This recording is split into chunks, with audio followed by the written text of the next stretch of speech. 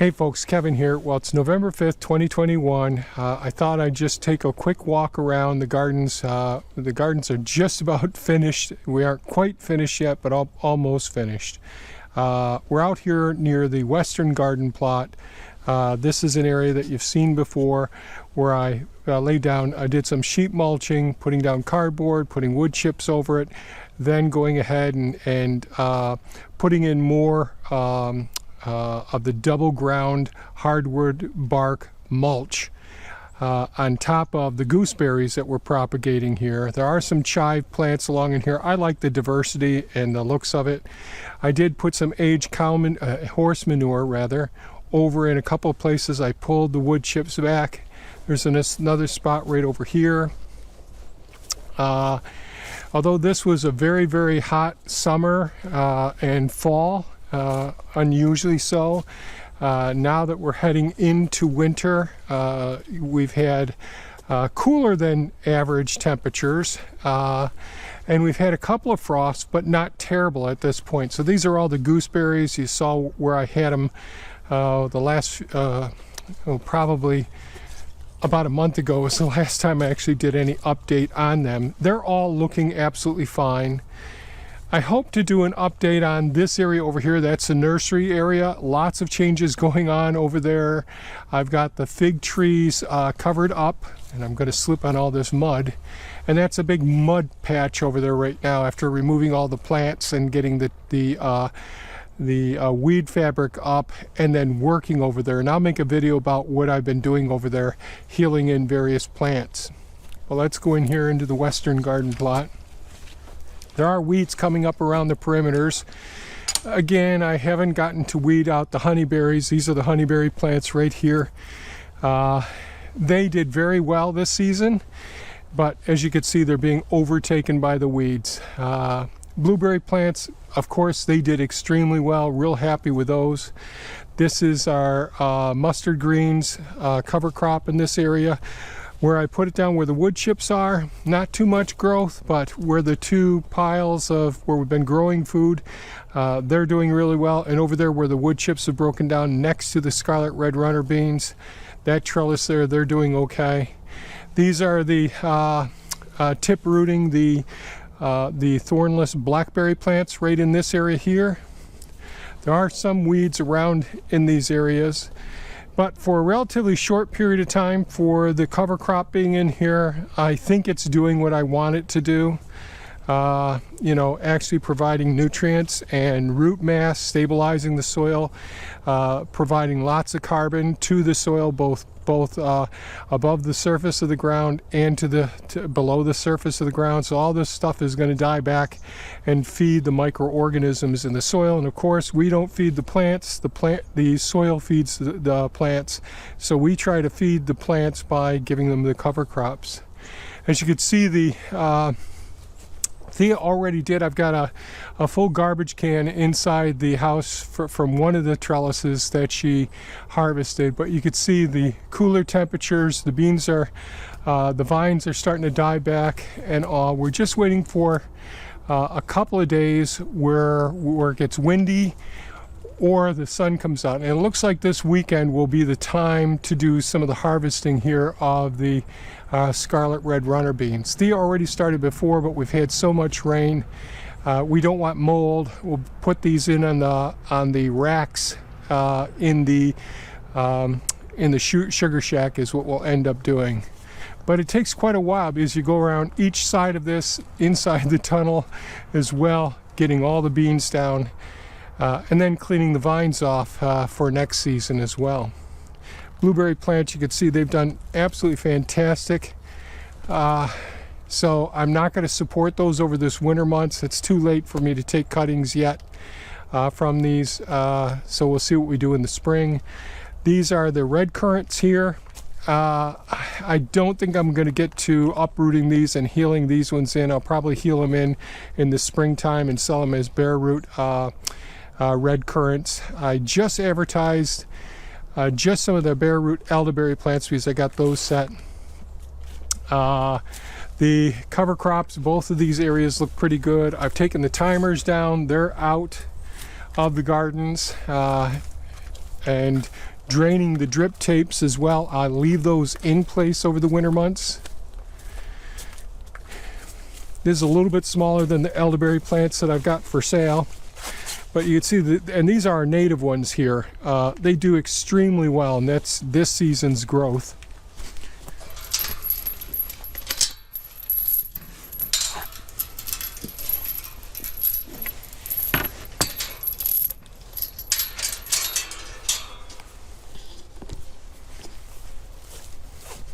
Someone did ask recently about how, after having this for a while, the diesel transport tank here that I got on Amazon.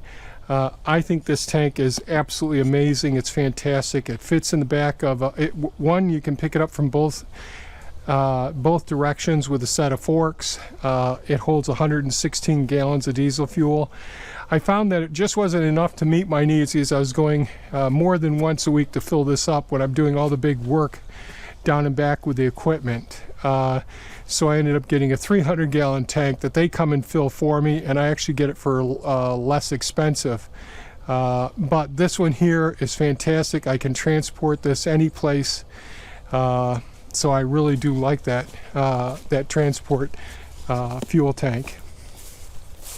Over here to the central garden, not too much has changed over here.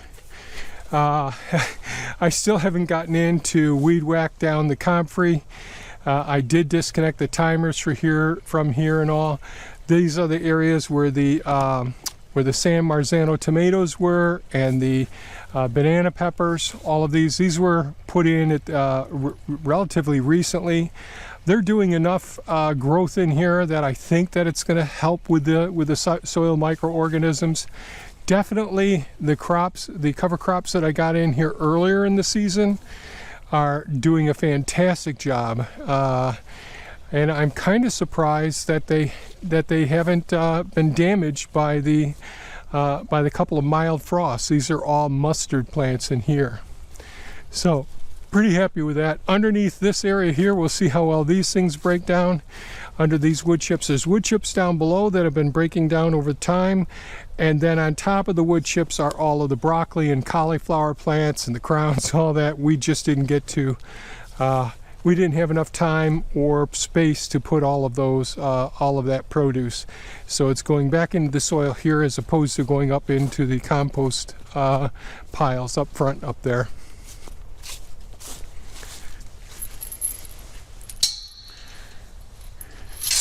Thea did start harvesting some of these. I know she came down partially down one side, but as you can see, the beans are looking good. We just need a couple of dry days. You can see a lot of the beans are starting to come down. One of the bucks that's here every day, every morning and every night, he jumped over here and was up in here. I startled him. He tried to get out through the sides. That didn't work. Then he finally made his way down here and shot out over the fence here and made it away. But he was coming in here and munching on the beans as well. So these beds were recently planted as well, about the same time as the beds over in the central. So we're over in the eastern garden plot now. You know, the winds and the cold have really sent the, retarded the growth of the scarlet red runner beans. And those, I just would like to get some more warm days and a little bit of a breeze to dry out those, the beans themselves, so we can get those dried inside. All of these beds, all doing very well. You can see that there's lots of leaf matter and the seeds from this female honey locust right up here. The Idaho potatoes that were planted, the russet potatoes that were planted over in here, we put in the winter rye, and that's been doing very well so far. Pretty happy with that. Inside of the coop we have the fig trees now and all of the, what do we have over here? Rosemary. We had lots of rosemary. I did take a couple of these lemon balm plants inside over there as well. Hopefully, although I'm not feeling as likely that this is going to happen. I'm going to get some of more of these trees pulled up. So this is one of the honey locust volunteers over here. But I'd like to get those pulled up and get them transplanted into different locations. But I have been transplanting a lot of trees and a lot of blueberry bushes. These are our native blueberry bushes, the high bush blueberry bushes that we've got. And I had them throughout the first food forest and down and back down there. So I pulled up a whole bunch of those with the with Hulk, the track loader, and a tree puller. Wow, that really worked great. And then I used Elon, the excavator, to go ahead and get them settled along the access road along the far western part of the property. Let me see, what is today? Today's Friday. I think it was Monday. I harvested the sweet potatoes. Pretty happy with the amount of sweet potatoes we got out of this small patch here. Really worked out. It'll probably be until spring before I can get and harvest these, transplant rather, all of the chive plants that I've got here. So that's something I'd like to get done. I'm just always feeling a bit rushed. Thea did get all of the scarlet red runner beans off of this trellis, so she got that one done first. So we just have the other two big trellises to get underway. Really pretty much delighted with how well these strawberry plants are doing. There's an extra drip tape here, that's from the sweet potatoes. But these are the ones that I transplanted from around the margins after pulling all the weeds and all. We did put alfalfa pellets down in these beds and then put the double ground hardwood bark mulch on top of those areas. So again, feeding the soil without a cover crop, just using the alfalfa pellets in here. But most of these strawberry plants look to be doing pretty well. We'll see how well they survive the winter. And I did use mycorrhizal fungi around the base of each one of these strawberry plants. So hopefully they will do well. This is our rain gutter bed here. I did go ahead and flame weed this probably over a week ago now. So I took the drip tape, which is on the other side, took that off. So over here, this is our hardwood cutting bed that we put in the springtime. These are the Jostaberry plants. These things grow like bananas. Jostaberries pronounced, and they're spelled Jostaberry is the name of the berries, and these are I pronounce it Jostaberry. Some people pronounce them as Jostaberry or Jostaberry. But these are a cross between a blackcurrant and a gooseberry. They are thornless, so they're much better than gooseberries in that respect. They're really they grow very well in our soil here in Zone 5A in a very coarse gravel area. And the one problem with it is all the wildlife like eating them. All the birds, and we love these berries. These are one of our favorite berries to grow. So they do grow, I have them jam-packed together inside of this bed. So as a result, these will grow out laterally like this list of them here. So these got to be pruned back. The roots are going to have to be pruned as well. I had hoped to get these out of this bed by this point in time and get them healed in so that they could be ready for spring sale. But that's the situation. The other plants we have in here, here are some of the, this is a high bush cranberry bush right here. There are weeds in here as well. And there are a few of the mulberry trees over on the far edge that I think have survived in amongst all of the weeds that have overtaken this bed. So this is what I'm calling Jostaberries, a cross between a blackcurrant and a gooseberry. Absolutely delicious berries. The other thing about the currants, as I get older, I really do enjoy the taste of the blackcurrants now, although I didn't. They're definitely an acquired taste. The gooseberries I like an awful lot, but the gooseberries come with thorns. The Jostaberries and the black and the red currants both come with relatively smaller, and the pink currants come with smaller berries. The Jostaberries have no thorns, and they come with very sweet, larger berries. The big problem is all the wildlife love them as well. Not much changed with the rain gutter beds here. This is the drip tapes that I have for the surface of it for now, and I did flame weed this, and that killed off all the weeds that were starting up. The black currants, even the small ones here, are coming back, the ones that I weed whacked by accident. They had a lot of competition with the horsetail that's in here, but otherwise the black currants have done very well this season. And I'm not sure why they aren't doing as well as the red currants or the Jostaberries. This is a much lower area. It's a wetter spot, and maybe that's the main reason. You know, I just don't know for certain. I haven't done anything over in this area here as far as weeding goes or pruning back. Everything really needs to be pruned back. This is the sage plants right in here. There's thyme along in here as well. The thyme really does extremely well here on our property. We've got a whole herb section up front where the thyme is growing, and boy, we get tons of it. So the sage, the thyme, the lavender here as well. And but I would really like to prune all of these plants back and get them all weeded. I'm just behind this season.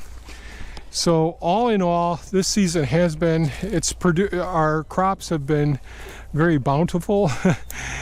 We've gotten a tremendous amount of food, so much that we couldn't use all the food. Real happy with the sweet potatoes, which were new over in this area. And did extremely well. Not sure what I'm going to do with the cover crops. Am I going to actually tarp them this winter? I always tarp the beds to keep weeds, to suppress weeds and all, to make the beds a little bit drier in the springtime. I may end up, although I'm torn with this, I may end up not putting a tarp down. There's a lot of work to putting the tarps down, getting them weighted in our high wind zone here. And then there's a lot of work getting them off the beds in the spring. And I've talked in the past with the videos how much I love the tarps, but I don't like doing the extra work with it and hauling all the materials and all that. So this winter I may be lazy and not put the tarps down and see just how well things do turn out. I do have a new snow blower. I may be able to direct the snow more more purposely, put it in the spots that I want it to be. But I've got to keep all these roadways open during the winter months, and so that's just one thing. The last 2 winters we've had relatively mild winters, so I'm thinking I may not put those tarps down. I hope that all makes sense. So that's it with our video for this week with our garden updates and all. Hopefully we'll get the rest of we'll be able to get this coming weekend, get a lot of these beans out of the ground, and I've got to get the garlic and the shallots in the ground up in the 3rd food forest area. And I have shot some video over there in the western part of the property where the nursery is, where all the potted plants were this season. Hopefully I'll be able to share some of that video footage with you as well.